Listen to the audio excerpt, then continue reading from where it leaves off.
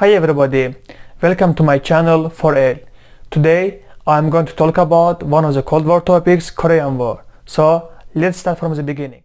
After World War II, the United States and Soviet Union emerged as two global superpowers. The battle between communism and capitalism would continue for decades, but first it started in the Korean Peninsula in East Asia. The Korean War had its origins in the collapse of the Japanese Empire at the end of World War II in September 1945. Korea, annexed to Japan since 1910, didn't have a native government.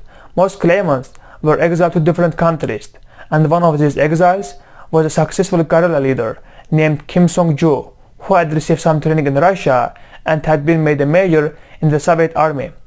In an effort to disarm the Japanese army and repatriate the Japanese population in Korea, the United States and Soviet Union agreed in August 1945 to divide the country at the 38th parallel. The United States took control of the southern half of Korea, while Soviet Union took control of the north. In November 1947, the United Nations called for elections to establish democracy in the entire Korean Peninsula, but the Soviets refused. They feared free elections would weaken their strong influence in North Korea. Elections only took place in South Korea, and Syngman Rhee won the presidency in 1948. North Korea went in a very different directions. Now Kim Song-ju came back to play. By this time, he had adopted the name Kim Il-sung, roughly translating to Kim becomes the sun. 3 months after Syngman Rhee's elections, Kim officially proclaimed the Democratic People's Republic of Korea, but he wanted to unify all Korea with force. The Korean War began on June 25, 1950, when some 75,000 soldiers from North Korean People's Army crossed the 38th parallel. The ensuing war pitched South Korea and the United States against China, North Korea, and indirectly the Soviet Union.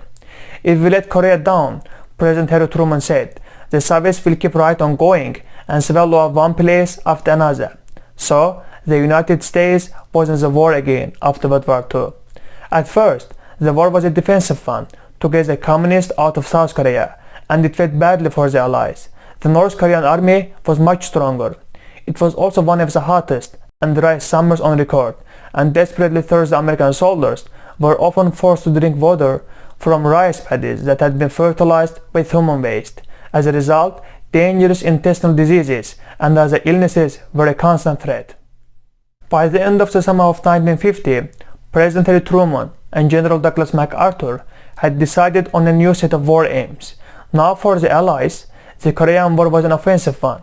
It was a war to liberate the North from the communists, and this strategy was a success. They pushed the Koreans out of Seoul and back to their side of the 38th parallel.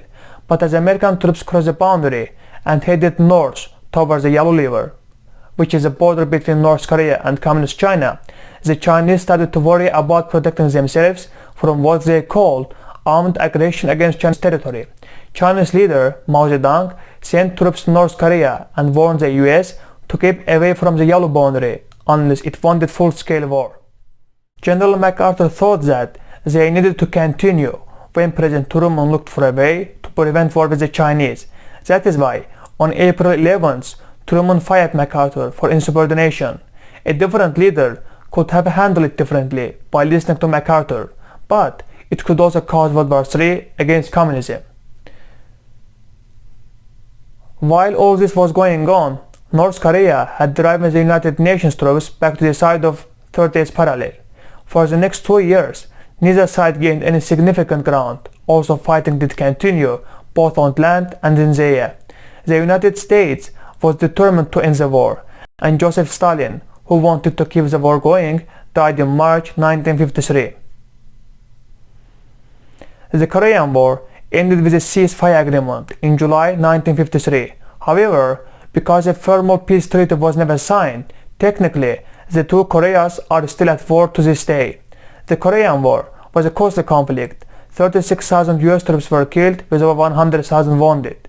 620,000 soldiers from North and South Korea were killed, but more disturbingly, 1.6 million civilians lost their lives. Unfortunately, North Korea is still a big danger, not just for the US, but for the whole world. Our lives would be much more different if the Cold War had never taken place. Without Soviet Union and communism, many countries would prosper better and many people would not get killed. Thank you for watching the video. I hope you liked it. Please subscribe to my channel and give me feedback. See you next video.